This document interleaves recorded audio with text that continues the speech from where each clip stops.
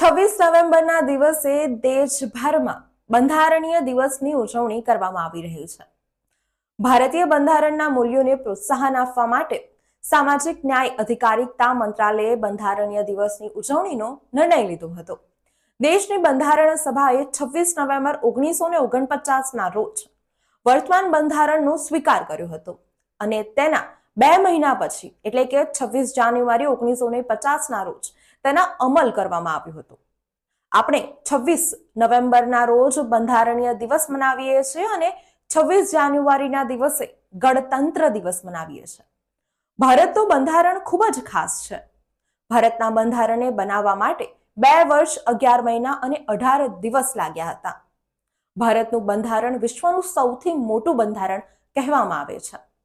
ત્યારે બંધારણ સભાના ડ્રાફ્ટિંગ કમિટીના ચેરમેન એટલે કે ડોક્ટર બાબા સાહેબ આંબેડકર, ભારતના બંધારણમાં ડોક્ટર બાબા સાહેબ આંબેડકરનો અમૂલ્ય ફાળો છે।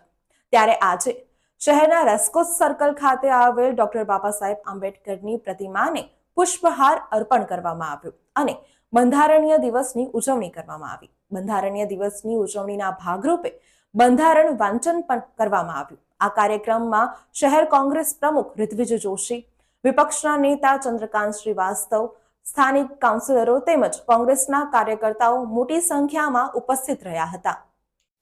ભારતને 1949માં 26 નવેમ્બરના દિવસે બંધારણ મળ્યું હતું અને ભારતનું બંધારણ વિશ્વનું સૌથી મોટું બંધારણ છે। આજે ભારતને બંધારણ મળવાની 75મી વર્ષગાંઠ છે। ગર્વથી તેની ઉજવણી દેશભરમાં કરવામાં આવી રહી છે। ત્યારે વડોદરા શહેરના રેસકોર્સ સર્કલ ખાતે આવેલ ડોક્ટર બાબા સાહેબ આંબેડકરની પ્રતિમાને ફૂલહાર અર્પણ કર્યો અને ત્યારબાદ ભારતીય બંધારણને અપનાવવાની 75મી વર્ષગાંઠની ઉજવણી કરવામાં આવી। તેના ભાગરૂપે બંધારણના ઘડવૈયા ડોક્ટર બાબા સાહેબ આંબેડકરની પ્રતિમા સમક્ષ બંધારણના આમુખનું વાંચન કાર્યક્રમ પણ યોજાયો, સાથે શપથ પણ લેવામાં આવી, જેમાં વડોદરા શહેર કોંગ્રેસ પ્રમુખ ઋત્વિજ જોશી, વિપક્ષના નેતા ચંદ્રકાંત શ્રીવાસ્તવ, કાઉન્સિલર, કાર્યકર્તાઓ, મહિલા કાર્યકર્તાઓ મોટી સંખ્યામાં ઉપસ્થિત રહ્યા હતા।